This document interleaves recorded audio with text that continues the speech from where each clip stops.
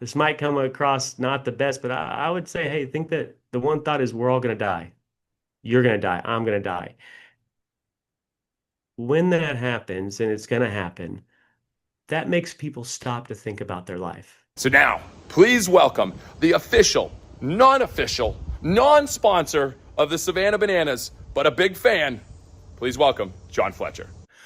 Well, thank you, my friend Jesse Cole, owner of the Savannah Bananas, and welcome to this edition of 15 on Fridays with Fletch. Today's guest is an author who's been featured in national publications such as USA Today, and who among us has not been spotlighted on the giant billboard in New York's Times Square? Well, he's seen his big smile up on that billboard.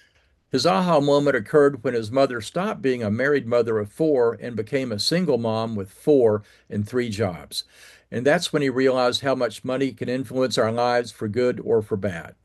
He was a star basketball player at Granbury High School and became an All-American in junior college and an academic All-American at Dallas Baptist University before playing professionally for several years in Europe. He wrote the book Right by Choice about the smart choices we all need to make and also how those choices can positively impact our future. So please welcome the author of Right by Choice and the co-owner with his wife of Michels Family Financial, Dr. Nick Michels. Welcome, Nick. You've had quite a Hi, journey. John, thank you. I'm happy to be here. Yes, it's been exciting. Tell us about the sudden shift when your mother went from being married to being single and working three jobs. Yeah, I mean, I think the biggest takeaway is, I was 10 years old. I mean, I didn't really know what money was, but kids, they recognize everything. And it was the pressure, the physical and financial toll that money troubles brought onto my family. It wasn't dollars and cents. It was, hey, we had this life over here of comfort, joy, travel, to now of struggle, pain, hardship. And that's what stuck with me and really paved the way to what I do now. What did you notice at the time about the change in family dynamics and the change in choices? Plus, you talked about there the disposable income. The biggest thing is day to day. I mean, the day to day, the hardship. When you have money problems, it's not just in your checkbook, your bank account, or paying bills. When somebody has money problems, it creeps into every area of their life that you just can't be present, even if you're at ball games with the kids or a family outing, because it just sits there and constantly creeps in your mind. I've got to do this. I'm worried about that. Can I afford this? And so that pressure just weighs down on your entire life. And it's heartbreaking. Well, so before that time, you were able to say, I'm going to go to the movie with my friends. And then suddenly you're not able to go to the movie, and there's a lot of disposable money that you would have had that you suddenly didn't have. That's correct. I mean, looking back, I mean, you go from a big house on one side of town to a tiny house on the other, to a comfortable lifestyle, to my mom literally saying, "Hey, go get all the loose change around the house because we're going to need it." I mean, and like I said, it's more of the emotional side because I was younger, but financial security gone. Any type of confidence in our financial future collapsed, and so those things. I mean, it has a negative ripple effect on you as a child. How did all this impact you as a son, as a student, and also as an athlete?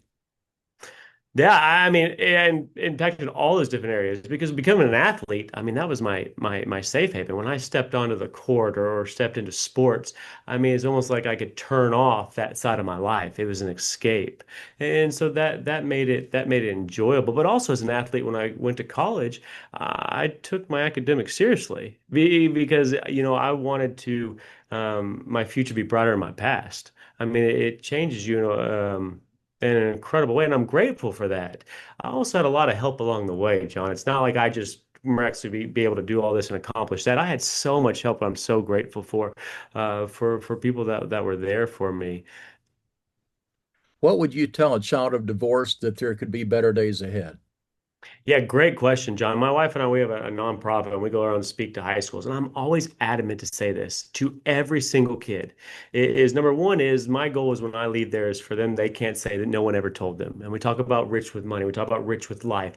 But I also say just because your parents are rich doesn't mean you're going to be rich. Just because your parents are poor doesn't mean you're going to be poor, that their life is their own. So any child that I would talk to now or any time in the future or past, I would tell them that their life is their own.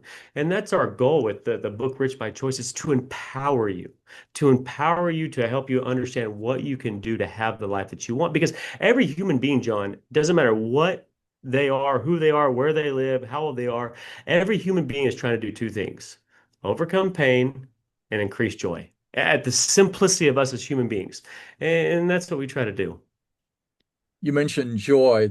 I like the fact that the difference in joy and happiness. Happiness is that you scored 30 points in a game, you had a good game, but joy Mhm. is longer term. It's not based on an individual moment that happened.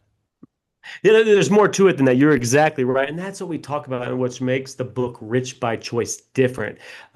Because it takes the reader on a journey to understand, first off, what's important to them, who is important to them, what's the exact life that they want to live. It's almost as if you're looking back. I call it the rocking chair test. If you're 110 years old and you're looking back on your life, what specifically has to happen for you to go, wow, what a great life? And so there's exercise in the book that help you understand that, because money in and of itself is wonderful, and the book helps you become rich with money, yes, but that doesn't mean anything unless you can align it with the life that's going to bring you the most joy. And what I love about this, John, is everybody is different.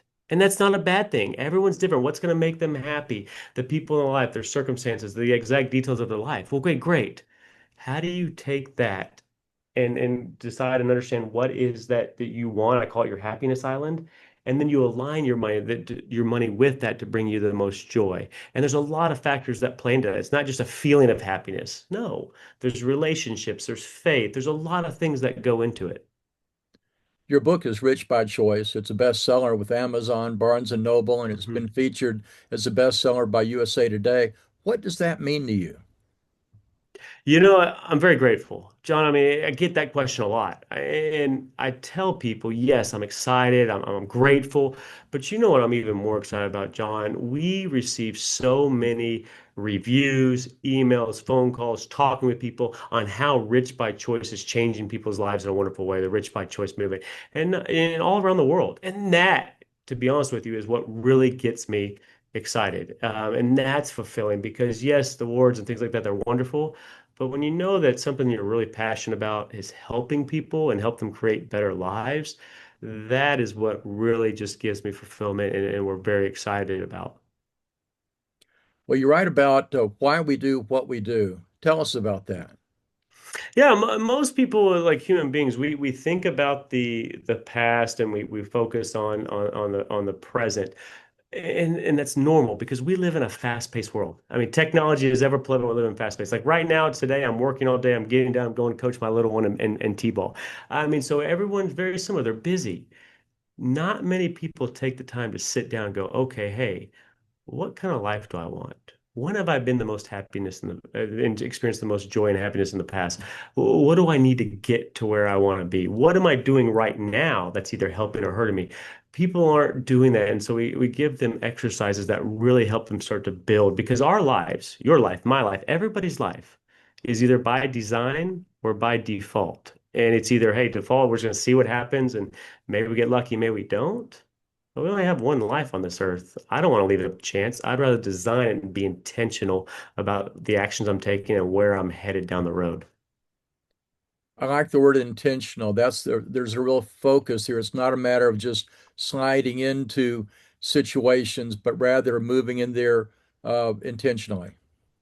Yeah, I would say that's one powerful word about this book. If people say, "Hey, give us one word," about rich by choice, and I'd say it's being intentional. Be intentional with your life. Be intentional with your relationships. Be intentional with your money. Be intentional of the freedom you want and your health and wellness. All the things, because, like I said, things don't just happen. It's being intentional and starting to take one step at a time, and then starting to build the life that you want. Once you understand that. It's a great concept, and it can really help anybody in any area of their life. You share that the book's a movement to help people live rich in many ways, money, Mhm. faith, relationships, and life itself. Where's the balance? Yeah, great question. And I'd say it differs from person to person, and all those different categories are what's important. And what we do is there's an exercise in a book that has someone sit down and it has them list out and it tells them step by step how to do this. Because most people will say, hey, I'll be happy when what? I have $1 million, or I'll be happy when I retire, or I'll be happy when I meet Mr. and Mrs. Right. The balance is understanding, hey, what's exactly important to you? Okay, so let's go a step further. Let's just say, hey, we're not going for $1 million or 5 million or retirement or whatever that is. What does that life look like then? Let's be specific. What are we doing? What fills our time? What's going to bring us the most joy? The balance is understanding being intentional of, hey, these are the things and the people and the categories in life that are important to me. Great. Now we take the next step. What are the daily and weekly actions that we can be intentional to make sure those things happen and improve down the road? If you could tell someone to stop for just a moment and fully pay attention, what one thought would you want to share? Yeah, I know this might come across not the best, but I would say, hey, think that the one thought is we're all going to die. You're going to die. I'm going to die. When that happens, and it's going to happen, that makes people stop to think about their life and has them pause for a second. Just like when I went to a funeral here recently, it was a wonderful man. He lived a wonderful life. He was in his 90s. It was fantastic. And I looked around the room there, and he had so many different people that his life had a positive ripple effect on. And not only was there to be supportive, but also when I left there, it had me think about my own life. And so, John, that's the one thing I would have people do to stop and think about their life for a second and really take the time to go, okay, this is what I want. This is what's going to bring me this joy, peace down the road. And that's very powerful. Tell us a moment, a special moment in one of your basketball games, either when you were 10 years old or when you were in Mhm. college or when you were playing pro ball, that you just said, I am just so much the right person at the right place at the right time. You know what? There's a lot of stories. I got to meet a lot of different people. People who played against people who won NBA championships, people who won NCAA championships, people who won gold medals and Olympics. I was very fortunate to be able to do all of this. There's several stories that stick out to me. One I've just talked about recently, and that's why I bring it up, is we were in Oklahoma, we were playing, and we were down by one. There's probably 25 seconds left in the game. Coach puts the ball in my hands. I make a couple moves. I get to the rim. I get fouled. I don't make the bucket, but I get fouled. I initially knock down my two free throws, so we go up by one. And there's roughly 8 seconds left in the game. So I pick up the point guard coming at us after we're up by one. I hit the two free throws. Now, any basketball enthusiast will tell you if a team is only down one, they're going to try to get to the rim. It's the highest percentage shot. But all of a sudden, this guy pulls up for about 3, 4 feet behind the 3 point line. And it just caught me off guard because I thought he was going all the way to the rim. And I remember it like it was yesterday. Right when he let the ball go, I remember saying, oh, please, God, no. Right as I say that, I turn around to see the ball go nothing but the net. We lose by two. Their fans stormed the court. It was a big day for them. And I just remember being broken and just tough. And I thought it was going to be my day, but it wasn't. And it was sad. And I felt sorry for myself for that night. It's okay to have those sad emotions. But I remember getting up the next day and going back to work. And the next day after that, and going back to work. And the next day, going back to work.